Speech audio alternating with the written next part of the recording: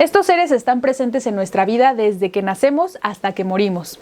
Están al final de la cadena alimenticia, pero también están al principio. Sin ellos no podríamos tener el delicioso queso azul o el gorgonzola y mucho menos el sabroso whisky de Bourbon. Me refiero, por supuesto, y ya lo saben, a los hongos.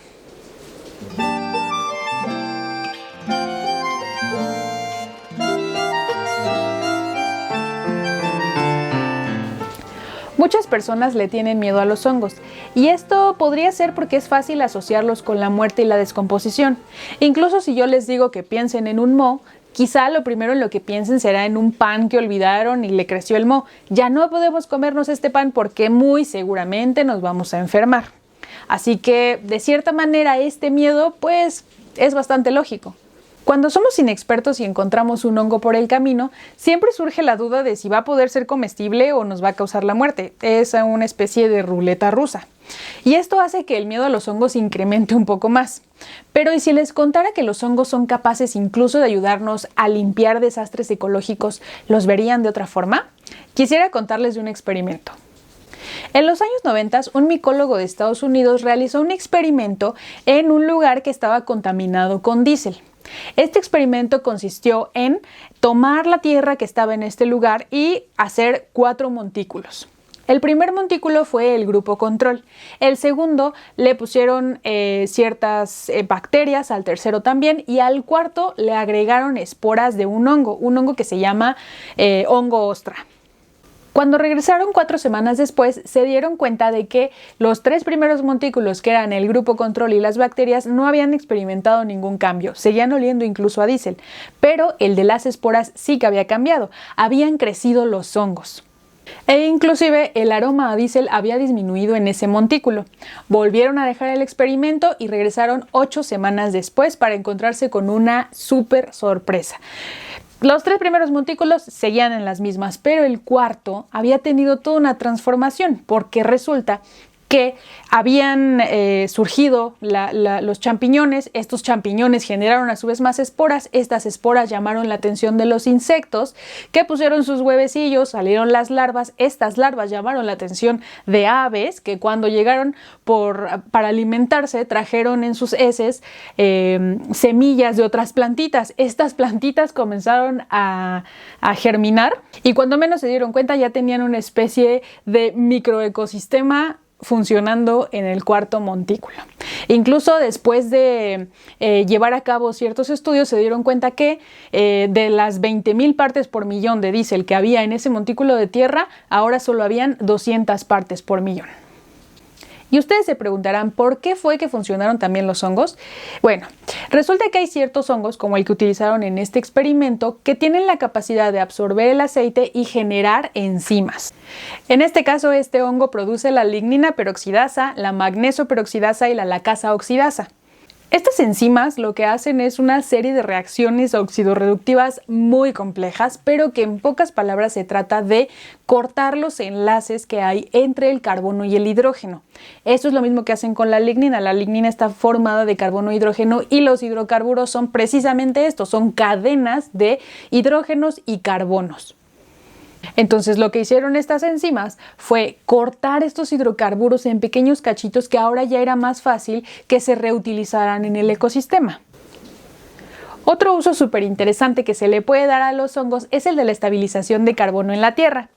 En este proceso podemos ayudar nosotros porque consiste simplemente en dejar crecer los bosques. ¿Por qué? Porque son los árboles los que hacen la fotosíntesis. La fotosíntesis a grandes rasgos consiste en absorber de la atmósfera el dióxido de carbono. Una vez que absorben los árboles o las plantas este dióxido de carbono, dentro de ellas cortan la molécula y se deshacen del oxígeno. Se quedan con el carbono. Ese carbono lo van a acomodar en sus hojas, en su tronco o, como ahora sabemos, el 70% por lo menos se va a las raíces. Una vez estando en las raíces va a suceder una relación simbiótica muy importante y muy interesante con unos hongos que se llaman micorrizas. Estas micorrizas necesitan azúcar para crecer, pero no la pueden producir por ellas mismas, por lo tanto es la raíz la que le va a dar el azúcar. Recordemos que el azúcar en su estructura química tiene por lo menos 12 moléculas de carbono, así que ese carbono que fue secuestrado de la atmósfera pasa hacia la micorriza en forma de azúcar. Una vez que se alimenta esta micorriza, le da a cambio a la raíz otros nutrientes que la raíz no puede procesar por ella misma, como el nitrógeno, el fósforo y el potasio. Las micorrizas en sí son una amplia red que está interconectada con varios árboles que comparten información y que comparten nutrientes. Entonces, este carbono que le dio la raíz va a quedar fija en la pared celular de la micorriza. De la micorriza se van a alimentar insectos, de los insectos otros animales, y así es como este carbono va a entrar en la cadena trófica subterránea. Lo que puede hacer que este carbono salga a la atmósfera de nuevo es que llegue el ser humano, corte los árboles, la tierra se erosione y entonces este carbono salga de nuevo a la atmósfera. Esto es algo que sucede cada vez que cosechamos el campo, porque después de eso viene el procedimiento de arar la tierra. Cuando se ara la tierra, todo ese carbono que fijó las plantas anteriores vuelve a la atmósfera. Esto es un tema muy interesante que también da para otro video, ¿por qué no? Pero hablaremos después de él, lo vamos a dejar ahí en pausa. Según estimaciones científicas, por lo menos unos 13 millones de toneladas de carbono es lo que pasan las raíces hacia las micorrizas. Para que se den una idea de qué tan importante es este proceso, esto equivaldría al 36% de las emisiones mundiales, o lo que también equivaldría a las emisiones de todo un año de China.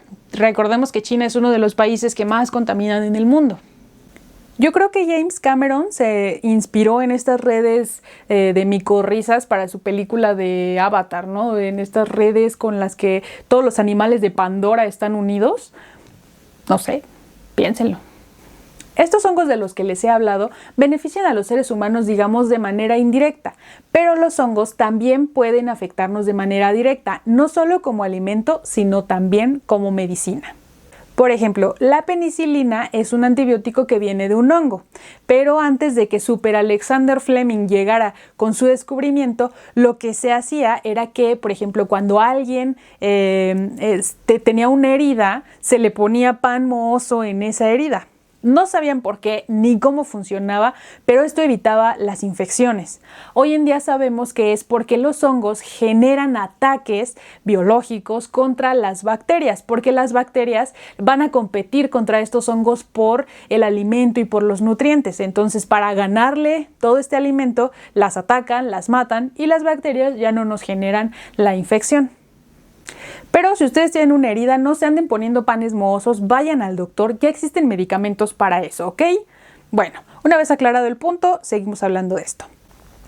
Y bueno, en realidad, el uso de los hongos como alimento o como medicina tiene usos milenarios. Incluso hay una teoría que dice que la evolución de la mente del ser humano tuvo que ver con el consumo de hongos que podrían haber tenido psilocibina, la cual nos hizo ver el mundo de una manera más profunda y de esta manera volvernos más creativos y más comprensivos. Y ustedes se preguntarán, ¿qué es la psilocibina? Bueno, la psilocibina es un compuesto alucinógeno.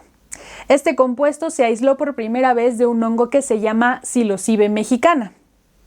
Este hongo era bien conocido por nuestros antepasados los aztecas. Ellos lo llamaban Teonanácatl, que significa Dios hongo. Y pues ellos los usaban para ceremonias rituales, por ejemplo. Que, por cierto, se sabe que los mayas eran micófilos, lo que significa que eran amantes de los hongos, porque ellos tenían bien conocido los usos medicinales, como comida y pues sobre todo como alucinógenos para sus rituales. ¿Okay? Este es un tema súper interesante, no lo olviden para la siguiente fiesta. Si quieren ser el alma de la fiesta, hablen de los mayas y los hongos. Está interesante. Hoy en día se han hecho muchos estudios que demuestran que las microdosis de psilocibina bien podrían ayudar a las personas que tienen Alzheimer. No como tal para una especie de cura o para prevenirlo, sino que para personas que ya tienen esta enfermedad pueden tomar estas microdosis y lo que sucede es que la degradación neuronal o la degradación de estas conexiones neuronales no va a suceder tan rápido. De hecho, no tiene muchísimo tiempo que las investigaciones con la psilocibina se pusieron en marcha.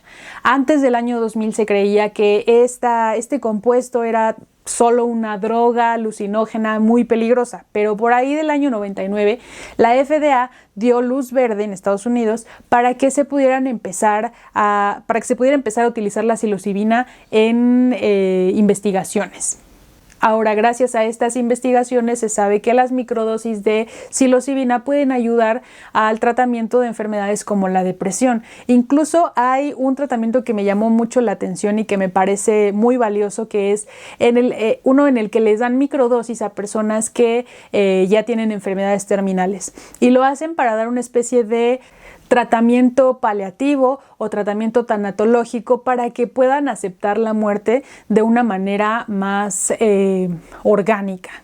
Los hongos han estado en el mundo mucho antes que nosotros, han sobrevivido a extinciones masivas, se han asociado con plantas, con animales, con los humanos, con bacterias. Y no sé ustedes, pero yo la verdad, después de haber investigado tanto para este capítulo, no voy a volver a ver a los hongos de la misma manera. La verdad es que ahora tienen todo mi respeto, son unos seres sumamente mágicos, de verdad. Y así es como terminamos este capítulo. Yo los invito a que se sigan adentrando en este micoverso. Está súper interesante. De verdad hay muchísimas cosas por aprender acerca de los hongos. La verdad, a mí me hubiera gustado hablar de muchísimos temas más, porque en esta investigación que hice encontré mucha información que yo creo que una temporada completa de videos ni siquiera me alcanzaría. Hay tantos temas como no tienen idea. Si les gustó este video, no olviden darle like, suscribirse, compartirlo con sus amiguitos, dejarme muchos champiñones en los comentarios y yo los veo en el siguiente capítulo. Hasta la próxima.